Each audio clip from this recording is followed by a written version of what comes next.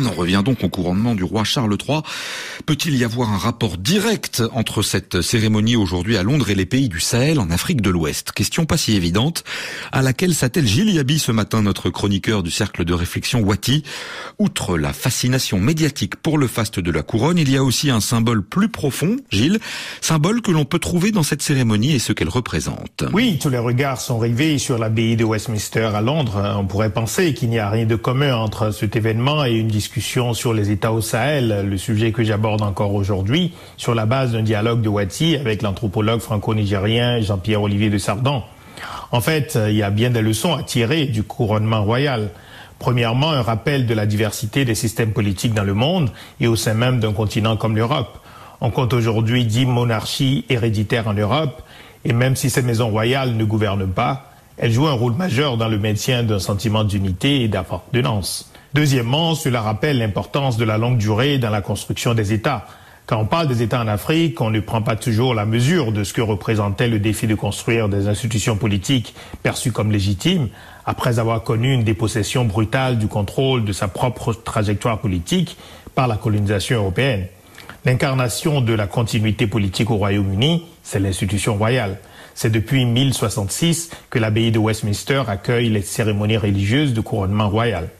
Enfin, ce que je rappelle aussi, cet événement fastueux et un peu désuet, c'est le besoin d'avoir à la fois des institutions, même symboliques et non démocratiques, perçues comme légitimes par les populations pour servir un objectif comme celui de la préservation de l'unité nationale, le besoin d'avoir d'autres institutions qui incarnent une relation de respect et de redevabilité entre les gouvernants et les gouvernés.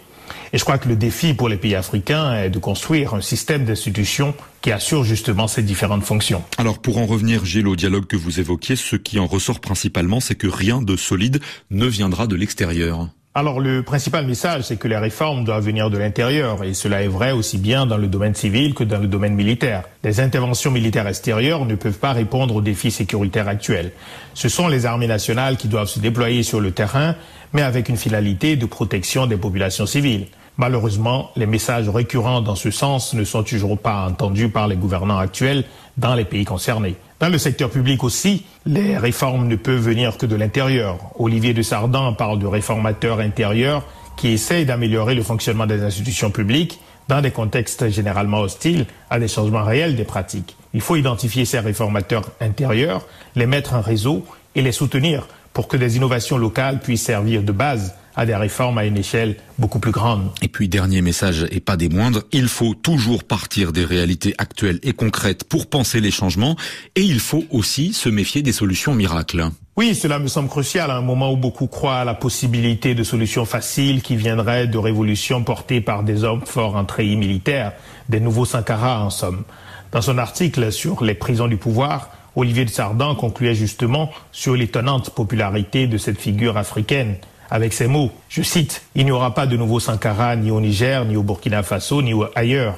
Mais y aura-t-il des hommes politiques qui assumeront certaines des ruptures dont Sankara est l'image et dont la popularité montre à quel point elles sont espérées et nécessaires ?» Fin de citation. Avec le recul de l'expérience et l'honnêteté de son regard sur ses propres engagements militants antérieurs, Jean-Pierre Olivier de Sardan se méfie des grandes utopies et des expériences révolutionnaires qui ont si souvent mal tourné dans le monde. Je crois que nous avons aujourd'hui la responsabilité d'expliquer aux jeunes Africains en particulier que la correction des pratiques politiques détestables, des incitations à la corruption et au dédain pour le bien public et la construction d'États plus efficaces et agiles exigent un travail difficile et un engagement de longue durée, pas seulement des slogans et des incantations.